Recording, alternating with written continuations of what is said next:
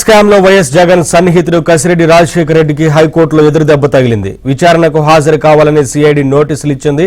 అయితే సిఐడి నోటీసులను కొట్టివేయాలని కసిరెడ్డి హైకోర్టును ఆశ్రయించారు. సిఐడి నోటీసులపై జోక్యానికి హైకోర్టు నిరాకరించింది.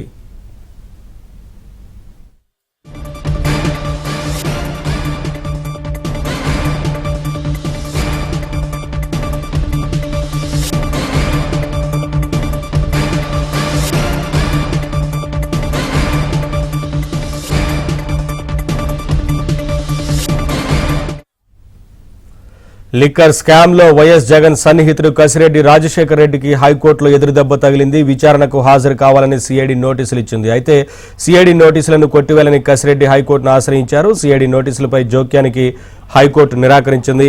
ఇదే అంశానికి సంబంధించి మరింత సమాచారం మా ఏపీ బ్యూరో చీఫ్ రామారావు అందిస్తారు. రామారావు,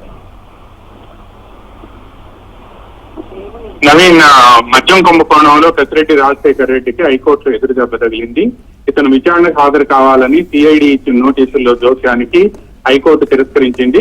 మద్యం కుంభకోణం కేసులో సాక్షిగా ముందు హాజరు కావాలని సిఐడి సిఆర్పిసిలోని సెక్షన్ 160 ప్రకారం ఇచ్చిన నోటీసుని కొట్టివేయాలని కోరుతూ రాజశేఖర రెడ్డి హైకోర్టును ఆశ్రయించారు. అయితే ఈ నోటీసుల్లో జోక్యానికి హైకోర్టు నిరాకరించింది. విచారణగా అయితే తదుపరి నోటీసు జారీ చేసి విచారణకు పిలిచే ముందు సహేతుకమైన సమయం ఇవ్వాలి అని చెప్పి సిఐడికి తగిన ఆదేశాలు జారీ చేసింది.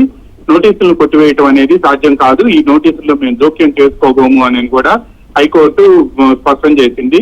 Naresh, thank you Ramarao, thanks for the updates.